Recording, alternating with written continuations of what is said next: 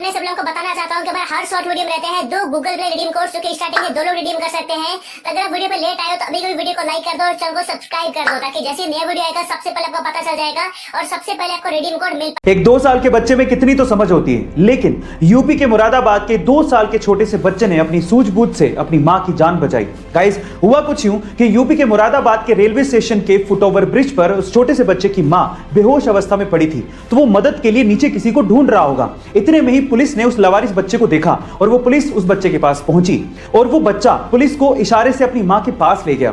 और जब पुलिस ने मां को देखा तो वो बेहोश अवस्था में थी। सबसे पहले पुलिस ने उसे प्राथमिक इलाज दिया, फिर उसके बाद एम्बुलेंस बुलाकर उसे अस्पताल पहुंचाया। इस तरह से उस 2 साल के छोटे से बच्चे ने अपनी मां की जान बचाई। गाइस, आपको इस 2 साल के छोटे से बच्चे की सूझबूझ कैसे लगी कमेंट सेक्शन में जरूर लिखिएगा।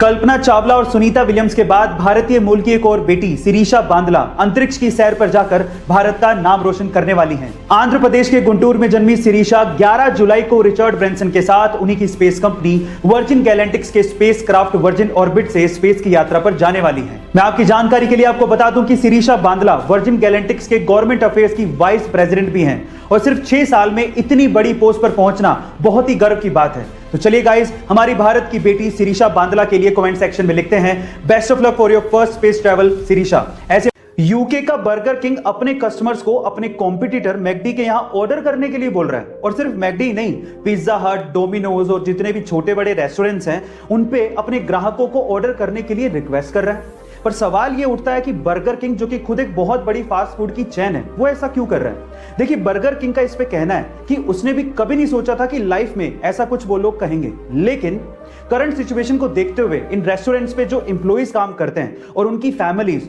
उनको कस्टमर्स की जरूरत है ताकि वो सरवाइव कर सके, इसीलिए वो ऐसा कर रहे हैं। क्या बात है! कंपटीशन बाद में, इंसानियत पहले। बर्गर किंग के सोच के लिए एक हार्ट तो बनता है। गाइस, आपको बर्गर किंग की सोच कैसे लगी कमेंट सेक्शन में जरूर लिखिएगा। जब कुछ कर गुजरने की चाह हो तो रास्ते के कांटे कभी मायने नहीं रखते। कुछ ऐसी कहानी है महाराष्ट्र से दिल्ली आए लक्ष्मण राव जी की, जो कि लेखक बनना चाहते थे, लेकिन पैसों की कमी की वजह से उन्होंने चाय बेचना शुरू किया। जब आमदनी ठीक ठाक होने लगी तो उन्होंने पढ़ना लिखना फिर से शुरू किया। 37 की उम्र में उन्होंने 12वीं क्लास पास की, 50 की उम्र में उन्होंने BA किया और 63 की उम्र में उन्होंने MA किया। इसी दौरान उन्होंने बुक्स भी लिखी, लेकिन जब भी वो अपनी बुक लेके पब्लिशर के यहां पर जाते, उन्हें बाहर का रास्ता दिखा दिया जाता, लेकिन उन्होंने हिम्मत नहीं हारी, बुक को छापने के रास्ते खुद से निकाले और आज वो 25 से ज्यादा किताबें लिख चुके हैं और उनकी किताबें फ्लिपकार्ट, अमेज़न जैसी साइट्स पर बिकती हैं। लंदन और अमेरिका के बहुत से बड़े अखबारों में, इवन BBC तक में उनके आर्टिकल छपे हैं। आज लक्ष्मण जी को लोग चाय वाला कह के नहीं बल्कि लेखक जी कह के बुलाते हैं। आपको इनकी कहानी सुन के कैसा लगा कमेंट सेक्शन में जरूर लिखिएगा। जब वो पैदा हुआ तो वो अंधा था। आसपास के लोगों ने ये देखकर उसके मां बाप को कहा कि ये तो किसी बोझ से कम नहीं है, इसे तो मार देना चाहिए। अंधा होने की वजह से बमुश्किल उसे किसी स्कूल में एडमिशन मिला, लेकिन वो पढ़ने में बहुत होशियार था। 10th में 90% मार्क्स बनाने के बाद वो 11th में साइंस लेना चाहता था, लेकिन आंध्रा का कोई भी स्कूल उसे एडमिशन देने को तैयार ही नहीं था। कोर्ट में लड़ाई लड़ने के बाद उसे साइंस में पढ़ने को मिला।